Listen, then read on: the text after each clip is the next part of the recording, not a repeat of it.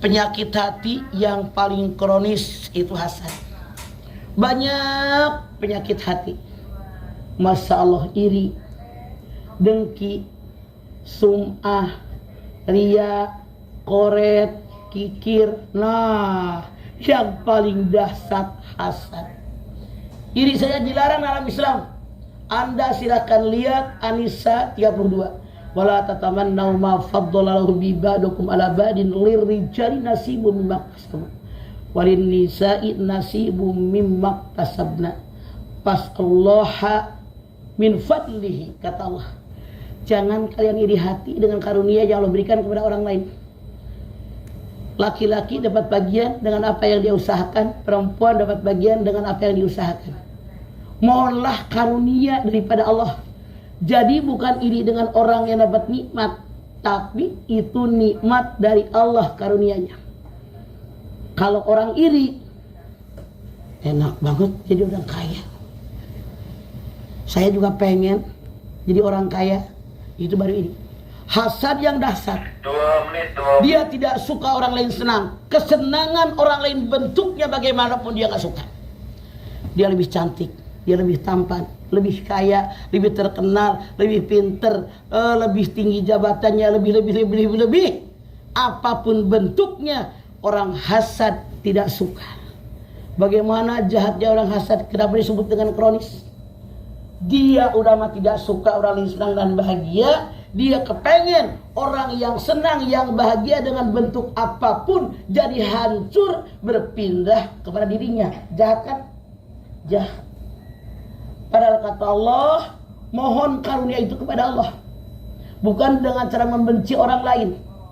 Maaf, dalam tanda kutip, kebanyakan kita kemasukan setan. Kalau melihat orang berhasil, heran ya, kan kuliahnya bareng, udah kaya, heran masih saudara, tapi dia udah jadi pejabat dan. Ini yang salah. Yang kita lihat hasil dari orang. Yang benar harusnya bagaimana perjuangan orang. Punten, iri, dengki, hasad dengan keberhasilan orang, tapi tidak lihat bagaimana perjuangan orang. Bagaimana dia ibadah, bagaimana dia zikir, bagaimana dia belajar, bagaimana dia bekerja sampai kurang tidur, sampai menguras tenaga, bagaimana dia bersedekah, bagaimana ngurusin orang tua, bagaimana ngurusin tetangga. Itu sama dia nggak dipikirkan. Yang dia tidak suka, kok dia bisa membangun rumah, kok dia bisa beli mobil baru, kok dia bisa beli jadi orang kaya dan seterusnya. Itu yang salah. Masalah. Rasul bersabda, hati-hati kalian dengan hasad, karena hasad ini bisa menghabiskan semua pahala yang kalian peroleh. Rasul bersabda, yang namanya ibadah kita gambarannya seperti kayu bakar kering. Sholat kumpulin kayu bakar kering, puasa kayu bakar kering, sedekah kayu bakar kering, tahajud kayu bakar kering. Banyak udah. Kita benci sama orang, kita iri sama orang, hasad kepada orang ibaratnya api neraka yang luap-luap yang membakar kayu bakar. Pertanyaannya, masih tersisakah kayu bakar tadi? Habis.